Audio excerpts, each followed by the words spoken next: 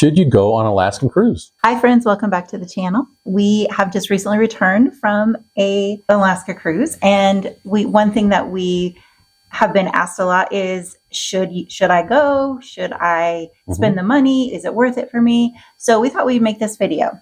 The answer to that question is, it depends. And we have 5 questions for you to answer for yourself to make that decision for you. So question number 1. Do you really appreciate scenery, being out in the outdoors, enjoying nature? Is that something you enjoy? If the answer is yes, then you should definitely go. I mean, we saw some of the most beautiful scenery we've ever seen in all of our travel experience. I mean, I think Alaska is at the top of my list, and we're by no means well-traveled, but beautiful. We've been to a lot of places, and we really, really enjoyed it. It was so majestic. It was so just stunningly gorgeous. The wildlife, we saw orcas, we saw humpback whales, we saw seals, sea lions, eagles, tons of eagles. We never did see a bear. Never saw a bear. But just tons of wildlife everywhere. We so loved that part of it. And just the glaciers. I've never seen a glacier before. We got to stand on top of a glacier. That was so exciting. That was pretty awesome. Yeah, so I really enjoyed that part. There's so much neat stuff there that you just don't get anywhere else. So if you love that kind of thing, it absolutely should be a yes for you. Yeah, for sure. If you don't, then go somewhere else, because you won't enjoy it if you don't want to be outside the cabin, or don't want to get off the ship. You're not going to enjoy it. You'll be wasting your money. Absolutely. And which leads us to our second question, which is, do you like the cold, or can you at least tolerate the cold? If the answer is yes, then go. For sure. If you don't, and if you don't, you have to remember, when you go in there, you're dealing with 40 to 60 degree weather. It's going to be rainy most of the time. It's one of the rainiest spots, I think. Was it Ketchikan was the rainiest? It is. It is a rainy spot. Although it was sunny for us that day. It was sunny that day. You got lucky that day. Okay.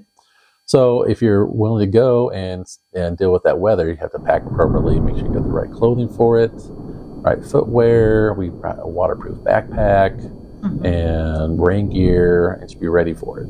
And if you're willing to do that, then go back to yes, because then go. Waterproof shoes. All the and we weren't uncomfortable. I wouldn't say I loved the cold, but I was prepared, so it didn't bother me. And we just wore hats, and it rained every day except for one. So we knew that was how it was going to be. So we just made that mindset, and we just went with it, and it was so fun. Yeah, it was beautiful, and that's why it's so green, because it's so rainy. Question 3. Okay. Do you like outdoor activities?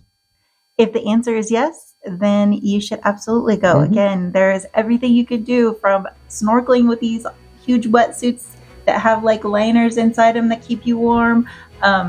There's kayaking, there's boating, there's hiking, there's trekking on glaciers, there's just, anything outdoorsy, zip lining, whatever you want to do, you can do it there. Seaplanes, just so much stuff to do. Yeah, they had even excursions, fishing excursions. Fishing. Big fishing up there. So yeah, they got a lot to do, for sure. A lot. And again, if you don't want to go, if you don't like that stuff, and if the answer is no, then go somewhere else. Yeah. Find a beach. Yes. Question 4, do you like cruising or enjoy cruise ships? Right. The answer is no. And remember, if you want to see Alaska, this is truly the best way to go see Alaska. You'll get to see the Inside Passage. You'll get close to glaciers and stuff you just won't be able to do by any other means. Like being to Juneau, there's no roads to it. You're surrounded by a glacier, so it's either boat or seaplane or some other form of aircraft, but it's only 2 ways to do it. So yeah, even though Roy is not necessarily a cruise fan, he really did enjoy this cruise. I did. It's just really the best way to see the Inside Passage. So if you hate it, maybe try it. If you get super seasick, then maybe not a good idea, because you'd probably be miserable, because it was choppy at times for sure. But again, it's something to prepare for. Just if you're going to get seasick, get the sea bands, the patches, the medicine, whatever you need that helps you through that. Because if you really want to see it, that's the way to do it.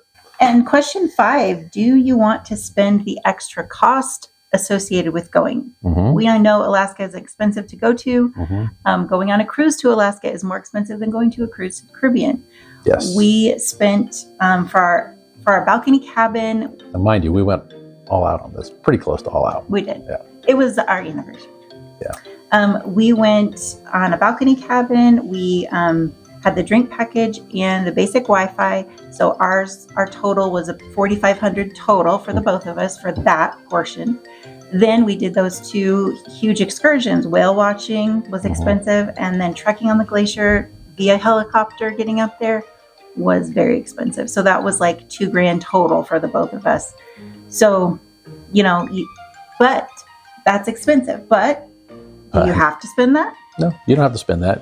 Again, if you want to do inside cabin, it's between $700 to $1,000 per person for inside cabin. If you want, when you get off the ship, you don't have to go on excursions. You can go take a hike, walk around the city, go shop, and have some amazing crab legs, because they got that going on for sure. Yes. You can see wildlife from the ship. We saw whales, we saw orcas. It was just really amazing. Sadly, no bears. We did bring our binoculars, so make sure you bring those. But yeah, it's definitely. And just getting off the worth the ship cost. and exploring the town. There's hikes you can go to. For example, when we got off in Hoonah, they had a really awesome, you could have got to from the ship, just walk along the beach, rode all the way to Hoonah. That was like a mile and a half or something that you could have easily done for free. Didn't cost you a thing. So there's plenty to do. And I watched plenty of vlogs about things you could do for free. Right. So just check it out. You can still appreciate the beauty and be outside and see wildlife without having to spend the amount of money that some people do, and like we pretty much did. Yeah, your icy point, which is Hoonah, and they even have that sky tram you can take. That's part of the cost of the just being there when you get on the ship. And they've got it's real key. They have the cannery. You can have their famous Bloody Marys with all the crab in them. They get all the things. So again, that will cost you extra, but the walk there doesn't. They need it as a sky tram. So that is all for today's video. Hope we've answered the question for you about should you go on Alaska cruise. We would definitely go again, and we will go again. Right. And we would recommend it to anyone who really appreciates the outdoors and beauty of our world. So hopefully this video helped you. Thanks for watching, and we'll see you in the next episode. We're going to review our cruise ship on the next episode. Right. So subscribe and stay tuned. Yeah, get out there and go see it.